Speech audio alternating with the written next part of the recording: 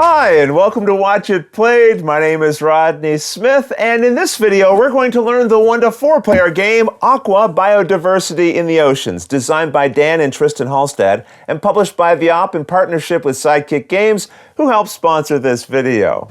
Here, you'll be trying to attract a diversity of marine wildlife with an ever-expanding coral formation shaped by the choices you make. Make the right choices and you'll find yourself with a thriving and victorious ocean filled with beautiful sea animals. So join me at the table and let's learn how to play. To set up, find the ecosystem tiles which are shaped like this. They have numbers in their bottom left-hand corner going from 1 all the way up to 18. For your very first game, they recommend using the tiles numbered from 1 to 6, returning the rest back to the box. In the center of the play area, arrange the tiles that you kept in order from 1 to 6. You'll also find these have a starfish in their corner here, which indicates that these are core ecosystems. We'll see how those other ecosystems we return to the box are used a little bit later. Now find the tiles shaped like this that show what are known as the 6 different types of small animals. Organize these into 6 matching stacks, as I've done here, and then collect 1 of each tile. Shuffle and then deal them randomly so that 1 small animal is set above each of the 6 different ecosystems. Then place their matching stacks on top of each one so it looks like this when you're done. Now find these large animal tiles and arrange them in stacks by their size and shape. Within each stack, you'll find 3 copies, each with a unique value inside of a seashell symbol. Organize these stacks so each animal within it has the lowest value on the bottom and the largest value on top. That said, if you have 2 or 3 players, remove the tile from each stack that has this tail icon and return it to the box. In this video, we'll assume we have 3 players, removing each of those. The large animals are double-sided, and it doesn't matter which side you have face up. These brightly colored pieces are the coral tiles, which you'll shuffle into a few face-down stacks so it looks something like this. Then, depending on the player count, you randomly remove 1 tile in a 4-player game, 18 in a 3-player game, and 35 in a 2-player game. So in this 3-player game that we're setting up here, we'd remove 18. You'll find reminders of how many tiles to remove based on your player count here on the backs of what are known as the hotspot tiles. Shuffle and deal 1 of these randomly to each player, returning any leftovers to the box. Each player will flip their tile face up, and then 1 player is randomly assigned this Sea Snail token. And that's the setup.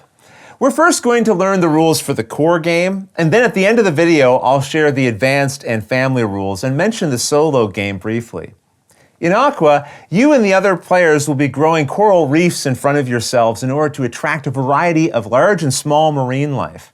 When the game ends, the player with the most points from the animals they've collected and reefs they've built wins. The game is played over a series of rounds, and at the start of a round, the player holding the Sea Snail token must perform what is known as the Prepare Market step. Normally, they now reveal 1 coral tile per player, but during this very first round, they must reveal 1 extra. So in this 3-player game, they first reveal 4 tiles, but in all future rounds, they reveal just 3. Either way, they then add their Sea Snail token to the market. The player who prepared the market now takes the first turn. They fully complete their turn, and then the next player clockwise takes their turn, and you keep going until everyone is gone, ending the round. On your turn, you'll perform 3 phases, starting with the Grow Coral phase. Here, the current player must take any 1 tile from the market. Let's say I'm the current player and I pick this one. Each tile is made up of 3 coral sections containing 1 of 6 possible types of coral, distinguished by their color and design. Even though this tile has 2 matching sections, each is considered a separate section of coral, which will be important later. After gaining a tile, you must place it so that at least 1 of its sides is fully touching the side of another matching colored tile already in front of you, which at the start of the game will be this one. But again, only 1 side must match. So I could also place this one here, where these 2 sides match, even though these 2 sides don't. On future turns, as I gain more coral, I again attach them so that at least one side is touching a matching side. And again, it can go anywhere. I could have also placed this piece over here. Just keep in mind, touching on a corner is not enough. So this isn't a legal placement because there isn't at least one side that's fully matching, even though there are two purple sections that are touching here at the corner and also two blue sections that are touching at the corner. So we might instead place this one like this, because this gives us a matching side here and here. Now remember, on your turn, during your grow coral phase, you can take any one tile from the market. And this means if the sea snail token is here, instead of taking coral, you can collect this. But I think it will be easier to explain how this affects the game a little later, so we'll come back and do that in a moment. After a player has completed the grow coral phase of their turn, they move to the creating habitats and reefs phase. You only perform this step if you have tiles with certain combinations of coral. So I'm going to pretend it's a little later in the game and create different arrangements of tiles to help explain how this works. When coral of the same type are connected to one another by their sides, they form growing groups. For example, this is a group of 1, 2, 3, 4 purple coral because each separate section connects to at least one other matching section within the same group. Over here we have a group of 1, 2, 3 pink coral, and here's a group of 2 blue. As soon as you've created a group of 3 matching coral that form a hexagon, you've created what is known as a habitat. And when you've done this, then during the create habitats and reefs phase of your turn, you must collect the small animal tile from this area matching that habitat's color, blue in this case, and then you add it to the top of the habitat you created. This will help you score points later, as we'll see. And remember, you only create a habitat when 3 coral of the same type form a hexagon. These 3 pink coral are connected, but they don't form a habitat because they aren't in the required hexagon shape. That said, be aware that although adding a tile here extends this group of purple sections, we can see that we've created a hexagon from these 3 matching sections within the group. So this area is a habitat, and the matching small animal would be placed here. On the other hand, as soon as you have at least 4 or more matching coral in a group that hasn't created a hexagon shape, like we see with these 4 purple sections, you've created what is known as a reef. Small animals with a side touching a reef will help you score points later, as we'll see. That said, keep an eye out for situations where you might create more than one habitat at the same time. For example, this tile placed here created this green and pink habitat, attracting both of these small animals at once. Okay, so on your turn, you first take a tile from the market, add it to your tiles in front of you, and then you check to see if you've created a habitat attracting a small animal. Then it's time for the Establish Biodiversity phase of your turn, where you'll check to see if you've attracted any large animals. Again, to show you how this works, I'm going to assume it's later in the game and set up a few examples of what might occur.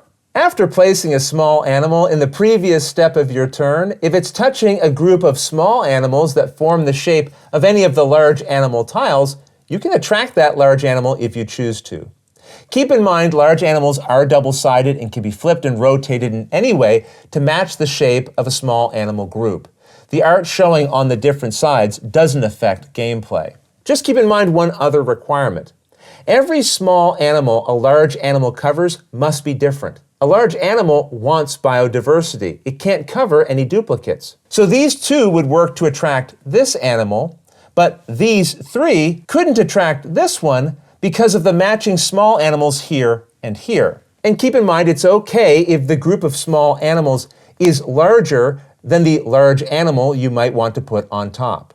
Also be aware, if you've attracted a large animal, it must be placed covering at least one small animal that you added during that turn. Either way, when you've attracted a large animal on your turn, you pick any one of the type that could potentially cover up those small animals and take the top tile from its stack.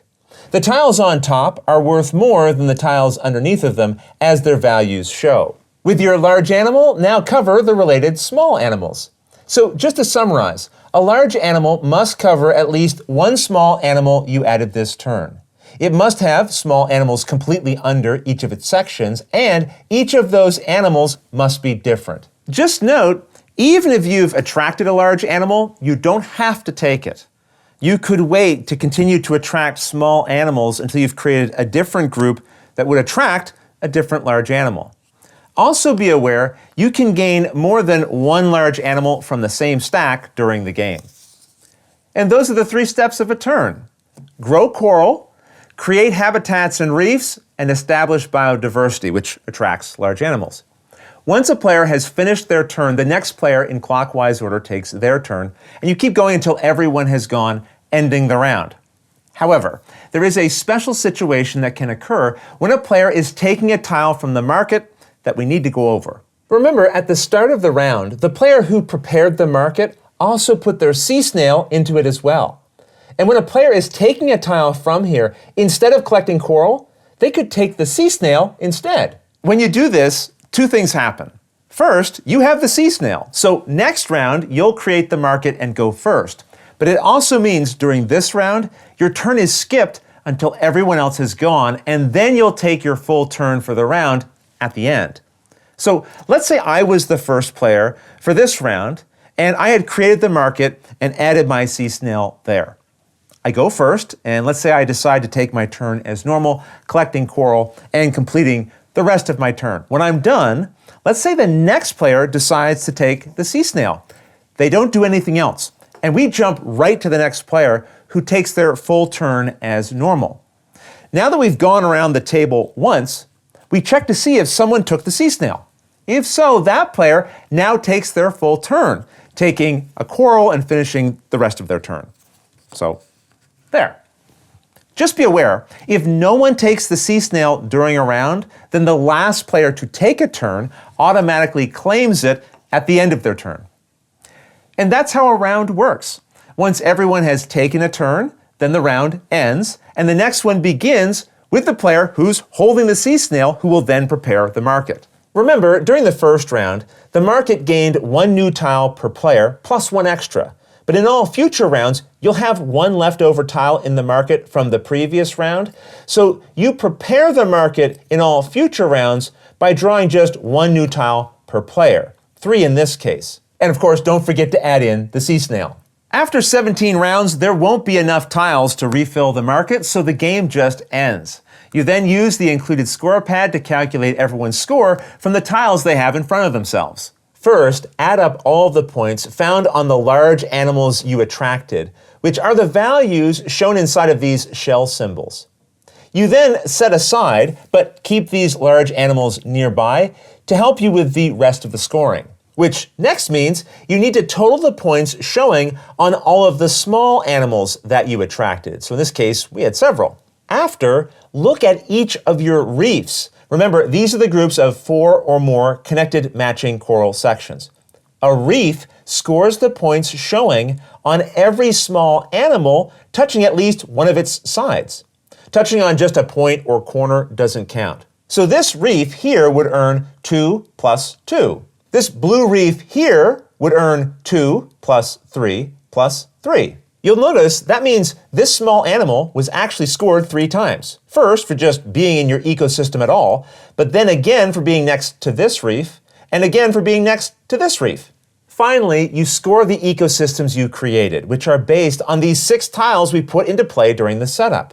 Each of these will have a small animal tile stack above it to remind you which animals are native to each ecosystem, which affects how the tiles are scored. So let's go through each of these together, and again, I'll set up custom examples to explain them. This symbol means that for each small animal you have that's native to this ecosystem, so this yellow clownfish in this case, you earn 1 point for every other small animal adjacent to it, no matter what type they are. For example, I have a clownfish here, so it would score 1 point for each of these 2 small animals adjacent to it, while the clownfish in this position wouldn't gain any points from this ecosystem tile because there are no other small animals adjacent to it. This ecosystem tile means you gain 2 points for every small native animal you have multiplied by the number of large animals you attracted shown on its tile. So that's this tile here, and you'll notice it shows both sides because it doesn't matter which side is face up. Either of these would qualify. If you didn't collect any of this type of large animal, as shown here, then this tile won't score you anything.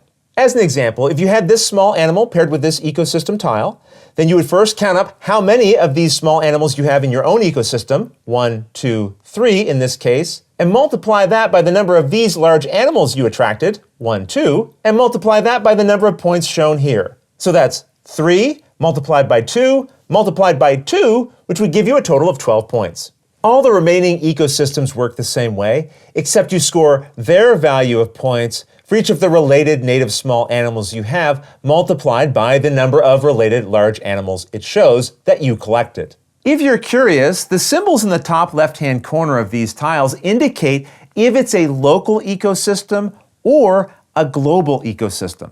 A local effect means the native small animal only scores when it's adjacent to the related scoring requirement, while a global ecosystem's native animal scores wherever it's located. Once everyone has totaled their scores, the player with the most points wins. If there's a tie, the tied player who went earliest in the final round wins. But that's not all. There's also 2 other modes you can play. In the family variant, you don't score reefs or ecosystems. This simplifies scoring since you'll only count the points showing on the small and large animals you attracted. For the advanced variant, all the rules of the core game are used, but during setup, instead of using the ecosystems numbered from 1 to 6, you gather all 24 included tiles, shuffle, and randomly draw any 6 to use. We won't go through each of these here, but you'll find them all explained on the back of the rulebook when you encounter them while playing, or you can pause here and check them out. You'll also notice there are duplicates of some of the tiles, so that you might have additional copies in your game, but each with a different native small animal. There are also rules for solo play, and you can expand your experience no matter the player count by attempting specific scenarios provided by the game, challenges that will test your ability to accomplish certain tasks, and there are modifications you can try to customize the game even further. But all of that I'll leave for you to discover on your own. Otherwise, that's everything you need to know to play Aqua Biodiversity in the Oceans. If you have any questions at all about anything you saw here, feel free to put them in the comments below and I'll gladly answer them as soon as I get a chance. You'll also find forums for discussion, pictures, other videos, and lots more over on the games page at Board Game Geek, and I'll put a link to that in the description below. And if you found this video helpful, please consider giving it a like, subscribing, and clicking that little bell icon so you get a notification anytime we post a new video. And if you'd like to support us directly, you can join our Patreon team, which I'll have linked below. But until next time, thanks for watching.